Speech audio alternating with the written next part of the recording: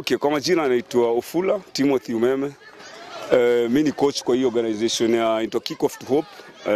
Iko directed na Musa, former Kenya international player, Musa Otieno. Basically tunasaidia watu hii ku nurture talent because most of them wako na potential mtaani. Ball pia wanacheza. Ukiangalia ball handling ya watu hii na style of play, ile kitu imebaki tu ni kuwasaidia ku grow kama mchezaji, na kuwasaidia pia in terms of masomo pia. Alafu not only about football, pia kuwasaidia kuishi fiti kimtaani through sports, through ball, na kuwezesha kuonyesha ball inaweza wapeleka mbali apart from hizo vitu mbaya ambazo zinafanyika mtaani. So Otieno, mi basically tangu niko mtoto mdogo nimekuwa nikimfuatilia yeye na other former players, but yeye ame stand out sana kwa most of the former players wamecheza Harambee na watu wamecheza ball sana mtaani. Ameweza kusaidia watu wengi sana kupata teams si Kenya peke yake but pia abroad. Nikiongea mmoja wao ni Brian Mandela. Musa Otieno alimnacha at a very young age na usai kwa South Africa anacheza ball. Musa kazi yake kwa mtaani inaonekana kitu anafanya, ana give back kwa community. So I think former players should come back or give back to the society what they have achieved so far in their footballing career. Now I can say I'm lucky, I'm among the lucky former KPL players wale wame benefit kutoka kwa organization ya Musa, because right now I'm a qualified youth coach through his academy.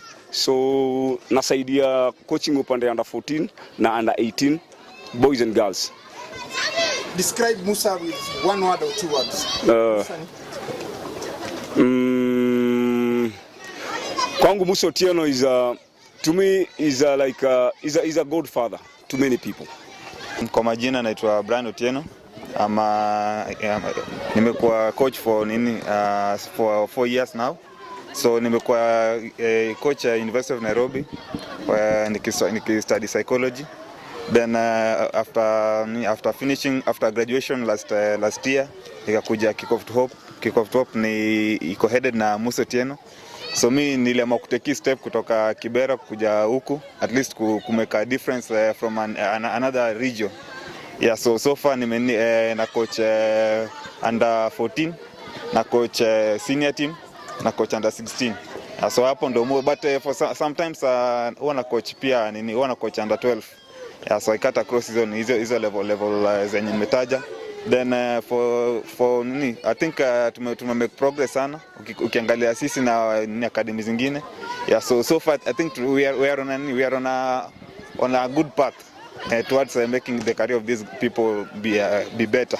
Kuja KickOff to Hope ndo nimeanza coach under 14. Mimi coach yangu kwanza ilikuwa nikaanza coach ninaanza na coach seniors, guys over 20 years. So kuja hapa my main group ni under 14.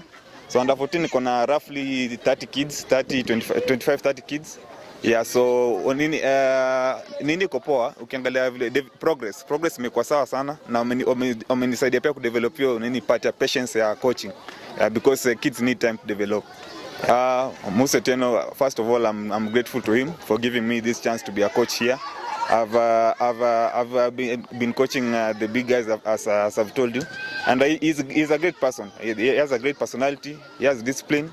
He's here for the good of the kids. If you compare most NGOs and what he's doing, I think he really deserves a lot of congratulations to what he has been doing around, because he's not only working for the organization, he's also working with the primary school, the school which hosts us during training sessions, and he has partnered with them and developed a lot of things. If you look at the roofings of the school, maybe you look at the kitchen of the school, they're all part of his work. So he has as a former pupil here, former student here, I think he's really giving back, which is a very good principle to have. Yeah. Describe Musa maybe with one or two words. Disciplined.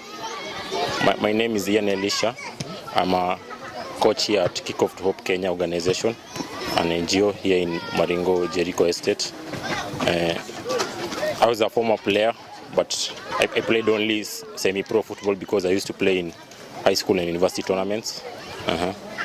But after I finished my university education is when I got this opportunity to come here to KickOff Hope Kenya through my sister. My sister works with a company called Sports Connect. They also do sports mentorship and connection, but they mostly focus on basketball. But so my sister is a big friend of Musa Otieno, and she's the one who was able to link me up with Musa Otieno. Here I'm a coach of under 12 at category. I train with them each and every weekend. We have 2 sessions on Saturdays and 1 session on a Sunday. And during the holidays when they close school is when we have 5 days of training with them. Yes. Since I've been here for the last, let's say, 10 months, it's been a great journey, successful most of the time. Of course, with lots of ups and downs, but we keep going strong. What I learned from apart from impacting the kids through football, which as you can clearly see is their passion around this area.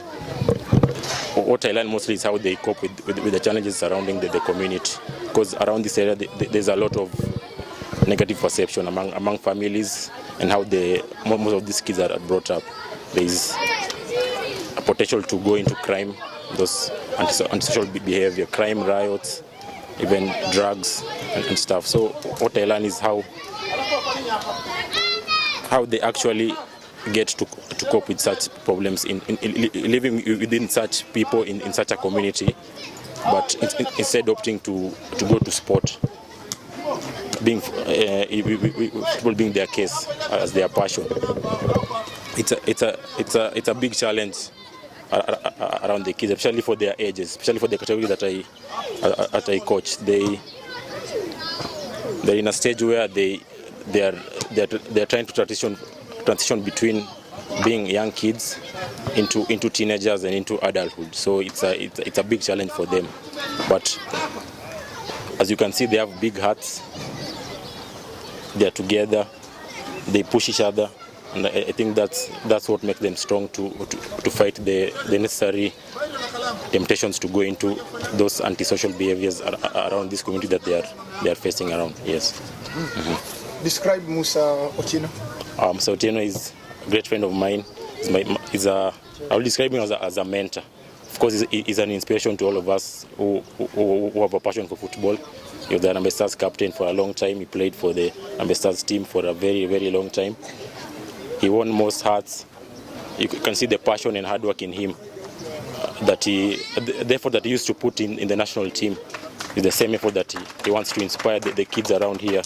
Because he grew up in this community, so he is giving back to the community exactly what he knows best. So my names are Frank Ouma Onyango. I am a coach here at the foundation, Musa Otieno Foundation. I'm the KickOff Hope Foundation. I'm not assigned to any specific team because I coach any other team here, because we have under 7 all the way to and over 16. So I'm just flexible. I coach any team wherever I'm assigned, because I've been here from the inception of the academy, 2016. Yeah, it has been a great experience being with the kids, handling the kids. It also boosts my morale as much as it's. I try to inspire them where I can, because I'm also a former player. I used to play here in Maringo. I played in the National League. So I try to share the little experience I gathered with the kids. So it is always an exciting experience. The highlight maybe could be our trip in China. It was a very well-planned experience, which I don't think I will ever forget. Even the kids, I'm very sure, they will always live to remember it. Because the planning there was good, the cultural exchange was good, even the organization on our side was good. We didn't lack anything, which is not normal, for a team in such environments as ours here in Maringo. On a level, how can you describe it? He's a hero. He's a role model, a father, and a brother to me. Because ever since I was growing up, Musa Otieno was the name. He was the captain of the national team for, I can't even remember the years, playing 105 matches. It is quite an experience as a leader. So I always looked up to him. By the way, I was a central defender. So you can imagine, he always inspired me. Then as I grew up, I didn't know I could work with him in the same project, especially as a coach and his junior. So you can imagine, he really inspired me. So he's a very good leader, very articulate, well planned, well organized, and forward thinking, if I could say. So I think this is the way to go, and we are aiming for higher heights in future as far as he's here. Okay, my name is Mariel Mbalanya. I'm a female coach. I'm a member of KickOff Hope Foundation. I've been here like 4 years ago. Actually, I deal with the girls. First, I do mentor, and I'm with the girls, especially with what they're going through. That is what I come in for them. Actually, with girls, we have so many. A boy cannot take over about the girls, so I do it as the girls. We talk, we share. If there's anything that's maybe disturbing them, we talk one-on-one. If they want all of us together, we talk. And so far, so good. I have like 23 girls so far. And we are praying that as much the foundation is going on, we'll get more and more girls. We nurture them knowing that everything is through God's, because I believe in God. So I trust that so far I have no incidents about maybe indiscipline. They are good so far, and I'm really grateful with them. It's not an easy journey, but I thank God because they've made it, and through me mentoring them, it's been an easy journey for me. Yeah. And how can you describe your boss? Wow, my boss is a very humble guy. Actually, when I came, I'm from also the area. We grew with him in the same area. So I thank God for him giving me that opportunity. He's a humble guy. He's a God-fearing guy. And he's an easy guy to work with. That is what I can say. My name is Barak Ouma Katimbo. At the moment, I'm around 55 years old, and I've all along been coaching and playing football. This is something that started when I was a young boy, and in this case I was inspired by my father, who also used to support football so much, and my mom was a very great netballer. This inspired me, and in that process I started a team by the name of Bejos Football Club, which started early in 1982. That's where I started my football career with the Bejos as a player coach. This is a team that created so many players in that sense. Many players came from this team. If maybe I can mention a few, Musa Otieno is one of the players who came from this team. We have George Waweru, who also played for the national team and came from the same team. We have Manasseh Imbo, who also was one of the top scorers in the Kenya Premier League and also one of the players who came from here. Humphrey Ogutu, who also came from this team. And I do believe what we have been doing all along is something that needs to be appreciated and supported by the community around, because we have created opportunities for these young players who have been here all along. Most of them have benefited a lot from this. On my part, I started as a footballer. I was employed by Kenya Pan and Lighting Company through football, and this has very much created a lot of opportunity for me and other people.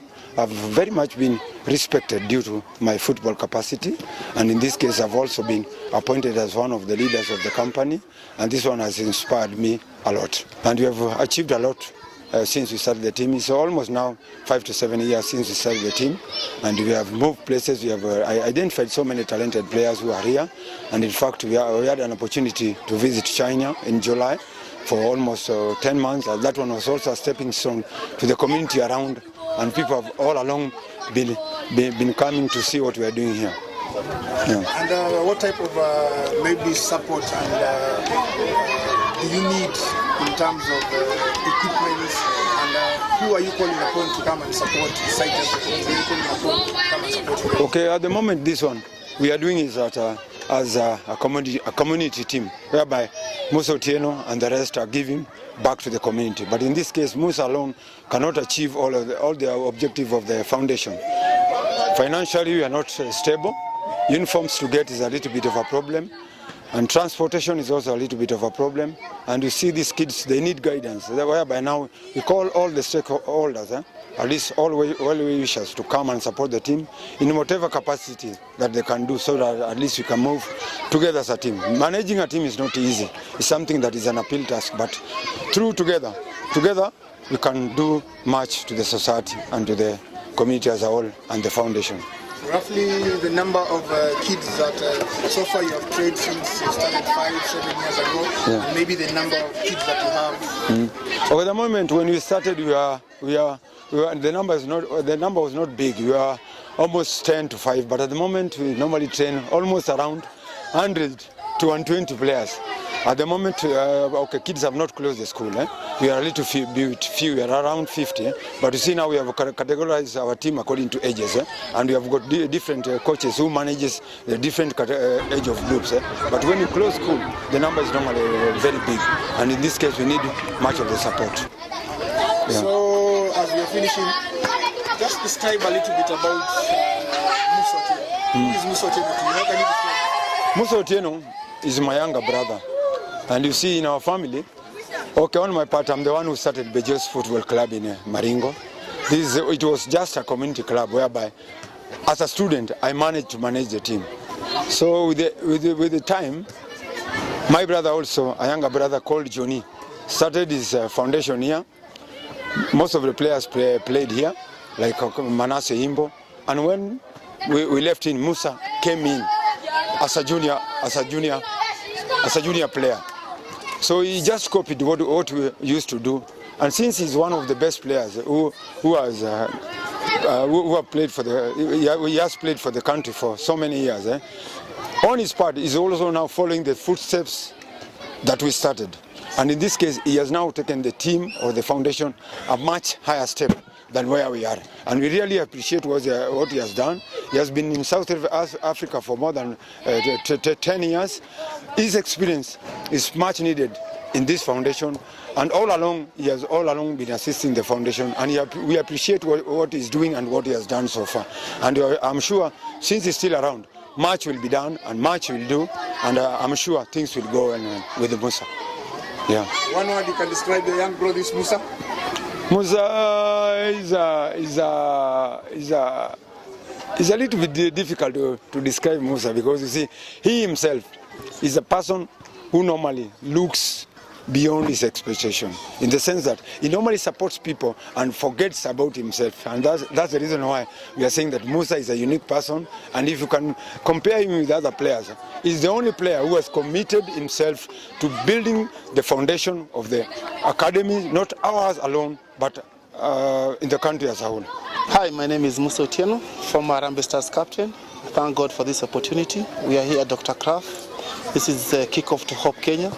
You can see that it is KickOff to Hope, just to give hope to the community. You know, we first started with the Musa Otieno Foundation, which when I look at it, I say that thank God we have done some things with KickOff to Musa Otieno Foundation. Because if you look at the product which came from Musa Otieno Foundation at that time when I was still playing, somebody like Wendo, somebody you can count and say that, he came through Musa Otieno Foundation. Charles Ode too, I look at him and I say that, whatever we did back then, it was an awesome job. I think for the reason, first of all, for me to have the Musa Otieno Foundation, it was just to give back to the community. The road which I passed through, it was totally different, and with the talent which I got, I think I just felt like there is something which I need to do to the community, in a sense that with the talent which God gives to me, with the experience which I got in South Africa, people don't know my story. For me, first of all, if you look at, you hear me, my nickname is Otero. In a sense that I was always a leader, in a positive way, not in a negative way. Sometimes I'm a soft leader, but I speak a lot quietly, and that's why I started the foundation. At the time when I was in South Africa, there's some, again, good people who I gave that opportunity of trying to get professional football. Somebody like my friend George Wawero, Agaya Zande, Amanaka. Again, things didn't work well to 3 of them. Luckily, a boy called Mandela Nensol.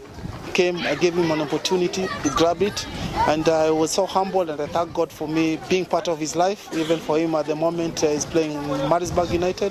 You know, for us as human beings, I always look at where I came from, and I know that where I'm going. You know, the way I've just said, sometimes I'm not a vocal guy outside, but secretly, you know, as a believer, I think I know my purpose. And for me, it's just to help people, you know, in a different way. You know, when I look at one of our top striker, you know, Michael Olunga, a lot of people don't know the story behind him. You know, when he started going to Sweden, you know, I was behind it. You know, but sometimes you don't need to tell other people that Musa was part of Olunga going to Sweden.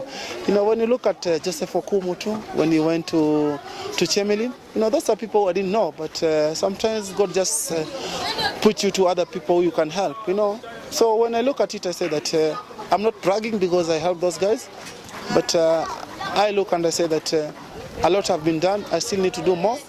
As the journey which I started with football, you know, in Maringo, when I look at the field, we had so many players, you know, international players who play there. You know, currently, if you look at the chairman of FC Leopard, Dan Shikanda, this is the field where I started. And for me, when Musa Otieno was there, things didn't work out. Sometimes it was a bit of a challenge. Working with people when you're having a vision and you're not closer, sometimes you implement to them. But for them to put it, you know, it has been a challenge. You know, one of the reasons which maybe I can just come clear in a sense that I think the reason why Musa Otieno didn't proceed, you know, there is an advertisement which I did with the live and kicking, and I think there was some money which was given out. And then with the mentality of people, when we get a $500,000 Kenya shilling, some of the officials wanted to be divided by individual, which for me I felt like, first of all, I was part of the advertisement. They took the money, they put it to the foundation. And I think because I had a vision of having something, we had a clubhouse, which up to date, you know, the former international player William Nganga sold for me one of the council houses in the Uhuru Estates. I bought it at around 370,000 at that time, which was part of the money which I got from Alive and Kicking. You know, those are the vision which we had. Remember that was like 20 years ago. So if we could have been continuing with whatever I saw in South Africa and tried to apply it, we could have been now talking something totally different. Because look at those years, the players who came from that, we had a vision of having our center, we bought a house, you know, but when people came in and started coming with some politics, which for me I felt like it was not good. That was part of the money which we were given with the church, and we took it to the real cause. But again, you know, the way I said, things didn't work out. I came up with a very good organization called KickOff to Hope. I wanted it to be international, and that's why, you know, sometimes wherever we put our names, it's always very difficult to get some donors because of the challenge of it is your property. And for us, when we started with the KickOff to Hope, we got some sponsorship, which we feel like we thank God again for that opportunity. We're having some people from Germany and the US. Some of the guys which I played with, they've been helping us as much as we can. Now, where we started with 12 players. Now, more or less, each and every Saturday, we're having like 150 kids. These kids came in, they don't come up with a kit, come from the booth, the training kit, everything, they'll get that. That is what I passed through. For me, I played barefoot. It's not like we are spoiling them, but if you can do something as somebody who has achieved, somebody who wants to take people to another level, why not? You know, they don't need to suffer because as we suffered. You know, you can see the kids around here, they are fully kitted, everything is there for free. Because giving back, I believe that as a born-again Christian, I knew my purpose. Even after playing that professional football, being in the national team, I feel like with the kids, that is where my calling is. You know, at the school, we decided to say that what can we do in Maringo? Because with Maringo, again, it has produced good players, Jojo Awero, Eric Omondi, Dan Shikanda, you know, Mandela, Cheche, all of them started here at Dr. Kraft. So I said, okay, for me to change Maringo, my community, first of all, we need to have an healthy community. We need to have a school. Which school can we support around us here so that at least we can get the players? You know, the different level of where these kids are staying to where we are is totally different. So with the school, we can see that it was disastered. It was in a way that these are players who are playing here. At home is not a safe place. At school, they don't have a good place to, because they used to have asbestos in all the rows. what I've done through my friends, we have removed asbestos to around 11 blocks, which have put new iron sheet without the teachers even being paying for anything. We have given the school around 20 computers. For me, when I was at Dr. Kraft, I didn't get that opportunity. There is a library for them. But again, the way I said, I don't talk big, but slowly by slowly. And even Jesus himself, he was crucified with the same people who are like his friends. And for me, whatever I do for the community. I do for these kids. These are like my kids. These are kids, whatever they see me, they see hope. The current project which we are doing at Dr. Kraft, which again through the schools, the kids, they've been eating, but we find that they've been having some challenges. Wherever it is raining, the kids will eat outside. So we have decided to refurbish a very beautiful dining hall for them. Once at least, maybe God willing, after 2 months, again through my friends, no politicians. Again, these are friends who are coming from overseas, not even in Kenya. And this is our 4th year for us to be here. It is a sense that we have stayed there for so long. It has not been easy for us. But again, whatever we have got there, it is so awesome to us. And we feel like, these kids, wherever they see us, it's just giving back to the community. And whatever we do, I cannot, again, impress everybody. For me, whatever God has called me to do, it is an organization where we give hope. We don't come here and say that this is a good player, you're not welcome. Anybody is welcome at KickOff to Hope. Any friends who can come and say that, okay, this is Musa. People have been talking a lot about Musa is not asaidiagi watu. Mimi nasema nyewe, Mwenyezi Mungu anajua, na whatever I've done, one day, one time, the people who have helped, the kids who have helped, we got an opportunity of going to China. Again, me personally, I knocked doors to people to come and support me. They didn't come in. I spent around 460,000 Kenya shillings. These kids at the age of 11, they got an opportunity to go to China. They played a tournament. I didn't get that opportunity. But I say what? This is what God has given to me. If He can give me much, I'll even support even more. But again, with the foundation, we are trying to start here at Dr. Kraft and spread it. So very soon, maybe you'll hear it about other places. We have been having a tournament, which we normally do it in December the 8th. Teams will come in, around 16 or 17 teams. We'll give them kit for free. It is not a political angle, it's a matter of helping the other community. Again, we're having donate sports from North Carolina, which they normally come and support us. Even today, we'll get some equipments which will look for other communities or academy which we can help with them. And we thank God in each and every situation. I think first of all for me, if I can change first of all one player, first of all to know Jesus Christ as a believer, it will be awesome. But again for these people to have, because we don't have leaders, for me to have a kid who will say that Musa, you are there for me. For Musa, you are there for me to know that, for me I believe that to succeed or 100 years from here is to build another leaders, and that is where the problem is coming. So what can you give to somebody else? What battle can you give? For me to succeed is to bring other Musas in each and every situation, not even in football, in political angle, in teachers, in carpentry. But again for them is to give them hope.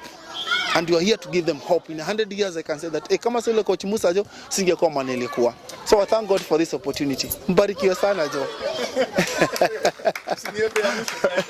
I think for me, first of all, one of my cry, again to the former players, again you can see that each and everyone is doing the same thing. If you can combine and do one thing, as more or less as maybe former players or people in Mashinani, because you can say that Musa Otieno is having his own academy, Simon Malama is having another academy, Totin is the one is having another academy. What can we do to help them?